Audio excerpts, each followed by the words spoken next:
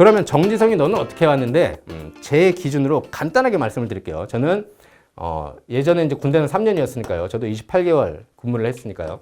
자, 학사하고 군대 다니면서 8년 정도 학교를 다니고 08년에 취업을 한 다음에 6년 정도는 엔지니어, 그 다음에 5년 정도는 마케터, 그리고 18년에 퇴사를 해서 강사 업무를 하고 있습니다. 제가 이런 히스토리를 갖출 수 있었던 기준점이 저 나름대로는 있었습니다.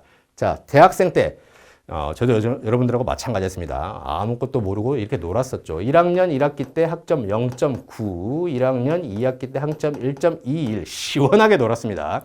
시원하게 놀고 군대 가가지고 내가 지금 사람 새끼 아니구나 지금 공부 열심히 해야겠구나 정신을 차리고 2학년, 3학년, 4학년 정말 쎄 빠지게 공부를 해가지고 과수석 졸업을 할 수 있게 됐었습니다. 자, 저는 요 관점에서 봤을 때 이제 취업해야 되는 요 변곡점 4학년 때 나도 이제 취업하고 직장 선택을 고민해야 되겠구나 라고 하는 관점에서 두 가지 기준점을 놓고 지원을 해 나갔습니다. 첫 번째는 돈 많이 주는 데였습니다. 죄송합니다. 예. 두 번째는 저는 이제 전자공학부로 입학을 해서 통신공학을 세부 전공으로 졸업을 했습니다. 그래서 전공도 살리고 싶어서 첫 번째 KT, 그 다음에 LG텔레콤, 그 다음에 삼성, 애니콜 사업부, 그 다음에 요까지는 전공까지 고려한 거고요. 그 다음에 돈 더 많이 주는 회사 GS 리테일하고 LG 디스플레이 이렇게 5군데를 지원을 해서 여기 3군데에서 저한테 서류 합격 기회를 주시고 전공 살려서 지원했던 데에서는 저를 떨어뜨리더라고요. 그래서 인적성 보고 면접 3군데 다 봤는데 GS 리테일 전화 보는데 면접 보는데 전화 와가지고 떨어졌고요. 네. 삼성 면접 볼 때 독단적이다 독선적인 놈입니다 라고 어필해가지고 자살골 시원하게 넣고 떨어졌고요. 여기서 기회를 주셔가지고 엔지니어로 근무를 하게 됐습니다. 제가 경상북도 구미라고 하는 연고지도 없는 곳에서 일할 수 있었던 가장 큰 이유는 우선순위가 돈과 전공, 전자공학 전공을 만족시킨다라고 하는 판단이 있었기 때문입니다. 근데 이 돈이라고 하는 게 차곡차곡 모이다 보니까 이 니즈가 조금씩 줄어들면서 이제 결혼에 대한 제 목표가 생기더라고요.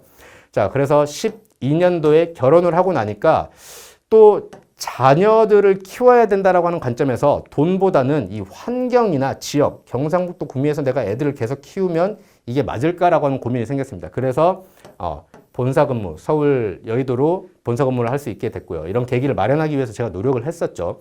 첫째가 나오니까 이런 기준점은 똑같지만 둘째가 나오니까 제가 첫째 나오는 걸 첫째 크는 걸 잘 못 봐서 시간이 조금 더 중요한 저에게는 가치로 슬금슬금 자리 잡기 시작하다가 둘째 나온 다음부터는 내가 아빠로서 가장으로서 역할을 하려면 시간 1순위, 지역 2순위로 내가 삶을 살아야 되겠다라고 저는 선택을 해서 아무래도 조금 시간적인 여유가 있는 프리랜서 강사로 전향을 하게 된 겁니다. 자, 앞으로 제 인생에서 또 어떤 기준점이 바뀌게 될지 모르겠습니다. 하지만 저는 최소 2가지 정도의 여러분들이 기준점을 갖고 있어야 그래도 조금 후회가 덜 되는 선택을 하실 수 있을 거라고 생각합니다. 예, 나는 이것도 좋고 저것도 좋고 이것도 좋고 계속 욕심부리고 3가지 이상의 조건을 만족시키는 그런 직업이나 직장은 정말 드물다라고 제가 느끼기 때문에 그렇습니다. 그래서 여러분들한테 말씀드리고 싶은 거는 내가 중요하게 생각하는 기준점이나 가치관 또는 못 참거나 못 견디는 거, 선 넘네 하는 거 딱 2가지 정도만 고민을 해보시고 그걸 만족한다라고 하면은 괜찮은 직업 직장이다. 내가 크게 선택에 후회하지 않을 거다라고 하는 이런 제안을 드리고 싶습니다. 이런 고민을 미리 좀 해보시면 좋을 거라고 생각을 합니다. 자, 그래서 1학년, 2학년, 3학년, 4학년 동안 노란색 부분 보시면 학점 관리입니다. 학점 관리 혹시 1학년 부분 보고 계시면 3.5 목표로 해주시면 좋을 것 같고요. 그 다음에 구직 활동 하실 때 실제로 가장 많이 써먹는 거는 4학년 1학기 때까지이기 때문에 4학년 1학기 때까지 전공 평점 관리를 잘 해주십시오. 사실 4학년 2학기 때는 10학점 이하로 들으시면서 여러분들이 크게 비중도 낮고 그 다음에 4학년 2학기 때 보통 4학년 2학기 때 첫 지원을 하시게 되기 때문에 그때 써먹는 학점은 4학년 1학기 때까지 농사 지어놓은 학점입니다. 그래서 공부를 빠싹하게 하는 거는 4학년 1학기 때까지. 그리고 어학 성적은 3학년 2학기 끝나고 겨울방학 4학년 1학기 되시기 전에 취득을 해놓으시면 2년의 유효기간이 있기 때문에 졸업하고 나서 1년 동안 더 써먹을 수 있다. 그래서 첫 번째 4학년 1학기 때까지는 학점 관리에 매진하자. 두 번째 어학은 4학년 되기 직전에 따놔야지 4학년 돼서 늦게끔 따는 거 이런 거를 좀 피할 수 있고 다른 데 집중할 수 있다. 요 포인트 2개 말씀드리겠습니다. 자, 그리고 일반적으로 우리가 기본기 또는 흔히 스펙이라고 얘기하는 관점에서 하나씩 짧게 살펴보겠습니다. 첫 번째 학점. 학점이라고 하는 거는 얼마나 본분을 충실하게 이행을 하고 고학점자에게는 경쟁 우위 요소를 갖고 있을 거라고 기대를 합니다. 3.2인 전공자하고 4.0인 전공자는 얘는 뭘 잘해서 학점을 잡아갔을까? 머리가 똘똘할까? 아니면은 교수님한테 싸바싸바하는 설득 능력이 있을까? 아니면은 뭐 선배들한테 제대로 된 족보를 얻어내는 이게 인간미나 아니면 매력이 좀 있을까? 아니면은 공부하는 시간 투자를 많이 했을까? 어떤 포인트가 됐든 간에 경쟁 우위 요소를 점할 수 있는 그런 요소들을 갖고 있을 거라고 기대를 하고요. 학점이 낮으신 분들은 머릿속에 들어가 있는 볼륨, 지식적인 전공 볼륨이 낮구나, 적겠구나라고 아쉬움을 느끼는 것보다는 너 학생의 본분인 공부 안 하고 무슨 딴짓거리 한 거야? 라고 하는 책임감과 성실성에 대해서 챌린지를 하게 됩니다.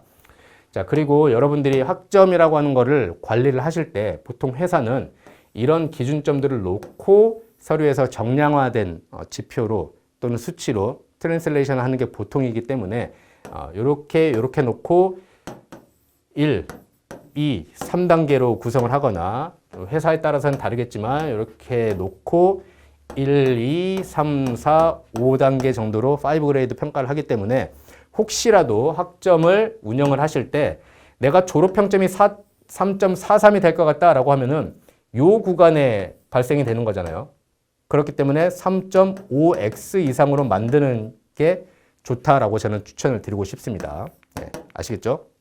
그리고 요 내용들은 여러분들이 한번 읽어보시면은 이해하실 수 있을 거라고 생각하기 때문에 변곡점 포인트를 고려하면서 그래도 학점을 운영하게끔 가이드를 좀 잡고 여러분들이 활동을 해주셨으면 좋겠다라고 하는 말씀 드리고 싶습니다.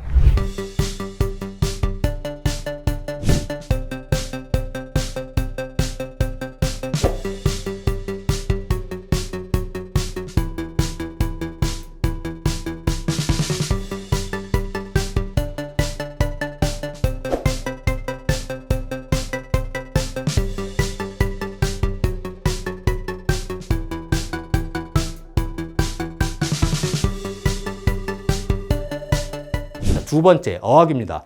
어학은 간단합니다. 고고익선, 다다익선이에요.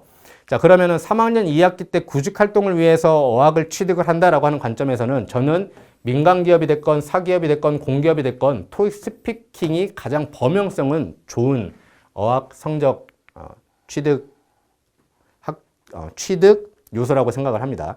보통 엔지니어 직무, 엔지니어 사이드에서는 토익 스피킹 레벨 6 또는 지금은 이제 그레이드로 평가를 하니까 IM3 정도 되시면은 그래도 영어를 못하는구나 라고 회사나 아니면은 그 현직자들이 뭐 영어 못하시네요라고 평가하지는 않기 때문에 최소한 요 정도 만들어 놓으시면은 다른 부분에 조금 집중하실 수 있지 않을까 싶고요.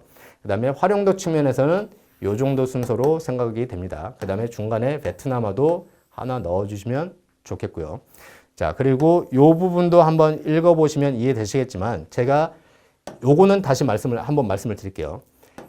같은 영어인데 토플이라든지 IELTS나 탭스 같은 거는 혹시나 갖고 계셔도 여러분들이 기재를 안 하셨으면 좋겠습니다. 왜? 다른 그림을 그리고 있다. 외국 이민 갈 거예요. 미국 가서 공부할 거예요. 서울대 편입할 거예요. 이런 게 들키기 때문에 이런 거는 여러분들이 이력서상에서 배제를 해주시는 게 또 요령 중에 하나가 되겠죠. 자, 세 번째 인턴십입니다. 인턴십은 실무 간접 경험에 대한 기대 심리가 작용이 됩니다. 하지만 3개월 이하짜리는 사실 실무 역량에 대해서 기대를 잘 안 하기 때문에 조직 경험, 회사 경험을 해봤다 중심으로 어필을 해주셨으면 좋겠고요. 6개월 정도 돼야지 이 친구가 직무나 실무에 대해서 맛을 봤겠구나 기대를 합니다. 1년 이상짜리는 흔히 얘기하는 중고 신입, 이 친구는 엔지니어로서의 경험이 그래도 있다라고 판단을 하기 때문에 기간에 따라서 여러분들이 인턴십을 어떻게 활용할지 미리 고민을 좀 해놓으시는 게 좋겠다라고 말씀드리고 싶어요. 그리고 주의사항에 대해서는 한번 읽어보시면은 어느 정도 이해하실 수 있을 거라고 생각합니다.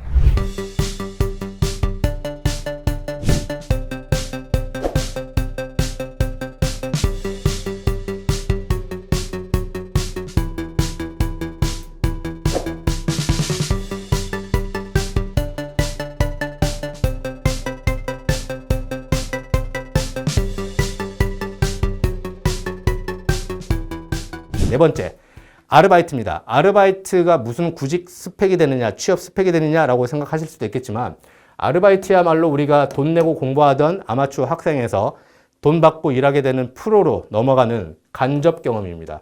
그래서 회사에서 밸류에이션을 주는 부분은 몸고생이나 마음고생이 심했겠다 또는 트레이닝이 좀 됐겠다 싶은 이런 빡센 아르바이트일수록 면접관들도 궁금증을 갖고 기대 심리를 갖고 물어보게 됩니다. 근데 과외라든지 학원 강사 길게 해봤자 이거는 대학생 신분에서 어떻게 보면 꿀 빨 수 있는 거잖아.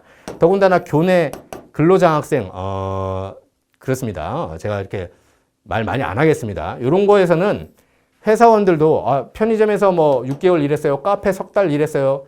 카페 석 달 일했어요랑 건설 현장 석 달 일했어요는 체감되는 기대 수준이 다르다라고 하는 거 여러분들도 공감해 주실 수 있을 거예요. 그래서 이 친구가 어떤 선택을 해왔고 뭘 느끼고 배웠을까라고 하는 기대 심리가 작용되냐 되지 않느냐 관점에서 아르바이트도 의미가 있다라고 하는 거고요.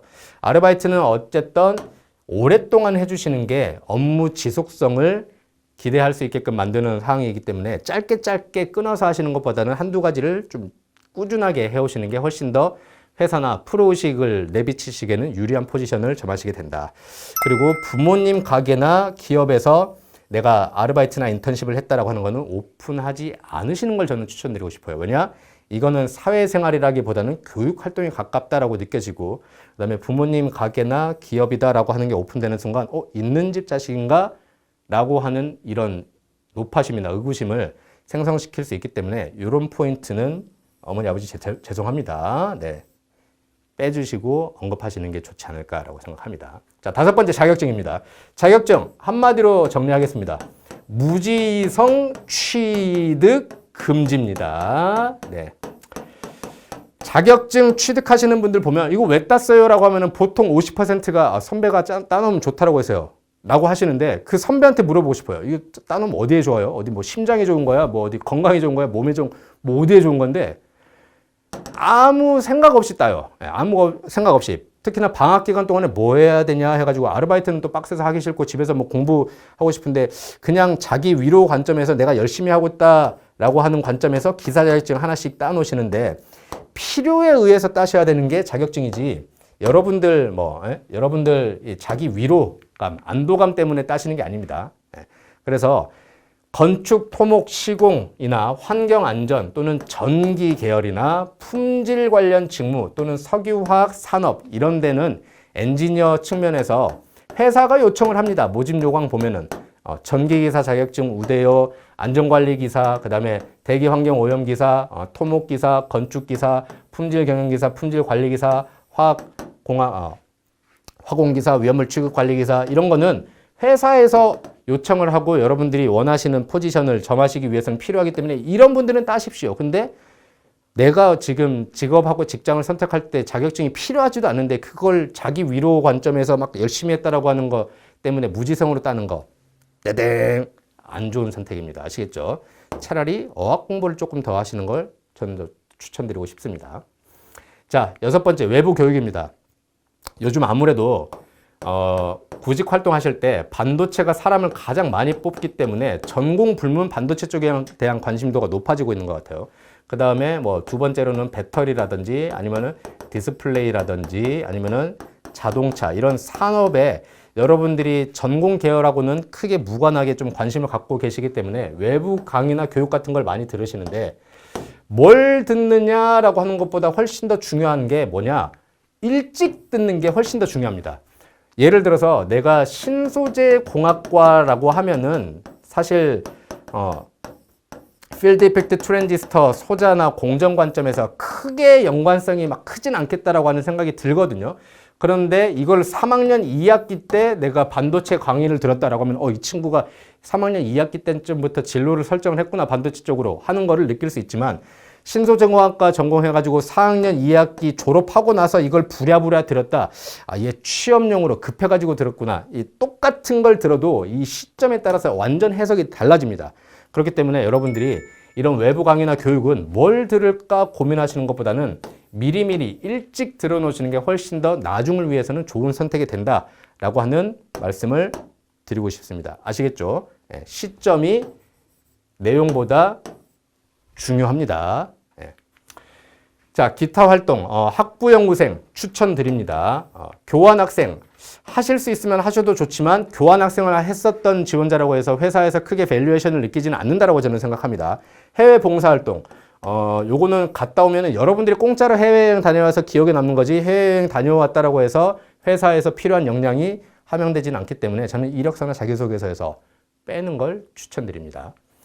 자, 공백기는 휴학이라고 하는 게 요즘에는 보통 레퍼런스로 1년 정도 하시는 거는 그냥 크게 걱정은 안 하지만 2년 이상의 휴학이나 공백이 있다라고 하면은 어느 정도 이렇게 노파심이 생기는 위험 요소로 작용이 되기 때문에 뭘 했었는지, 왜 2년 이상 휴학을 했었는지에 대해서 설득, 납득 가능한 사유를 반드시 고민해 놓으셔야 됩니다. 자, 그다음에 졸업유예. 요즘 졸업유예 하시는 분들 많이 계신데 솔직히 저는 졸업유예 왜 하시는지 모르겠습니다. 물론 알아요. 쫄려서. 근데 쫄려서 제가 준비가 덜 됐다라고 느껴서요. 그러면 남들 준비할 때 너는 뭐 했는데? 라고 하는 식으로밖에는 해석이 안 되니까 저는 웬만하면, 학교 측에는 죄송한 말씀이지만 웬만하면 학생분들이 졸업이라고 하는 거를 지연시키는 거는 구직 활동이나 해석적인 측면에서는 그렇게 긍정적이지만은 않다. 반드시 필요했었던, 학생 신분을 유지해야 될 필요성이 있었던 활동이 백업이 되면은 모르겠지만 그게 아니면 그냥 쫄려서 했구나라고 해석이 되기 때문에 별로 추천드리고 싶지는 않습니다. 아시겠죠? 자, 이렇게 빠르게 한번 마인드셋과 그리고 선택 기준점을 미리 고민해 보셔야 된다. 그리고 기본기 관점에서 흔히 얘기하는 스펙 한번 리뷰를 해봤습니다.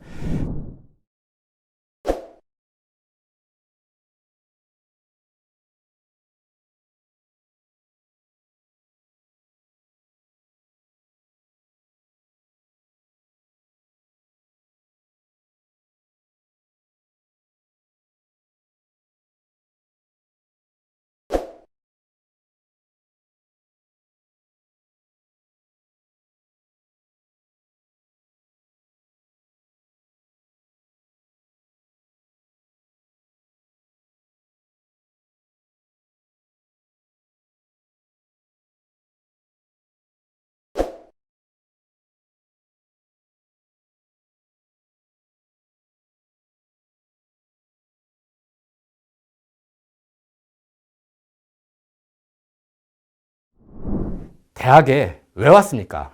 고교 시절 동안에는 크게 고민 없이 대학에 가셨더라도 첫 직장을 조금 더 여러분들 만족도 높은 직업이나 직장을 선택하기 위해서 대학에 진학하셨을 거라고 저는 생각을 합니다. 그러면 저는 개인적으로 첫 대학보다는 첫 직장이 롱타임으로 봤을 때, 라이프 사이클로 봤을 때는 더 중요한 포인트라고 생각을 합니다. 얼마나 첫 직장이 중요한지 여러분들이 깨달으셔야 되고 지금부터라도 정신 차리고 미리 관심 갖고 고민하시는 그런 자극이 되었으면 하는 바람을 말씀을 드리면서 제 주절거리면 강의는 마무리하도록 하겠습니다. 여러분들 다음에 또 기회가 있으면 다른 내용으로 인사드릴 수 있었으면 좋겠습니다. 감사합니다. 파이팅!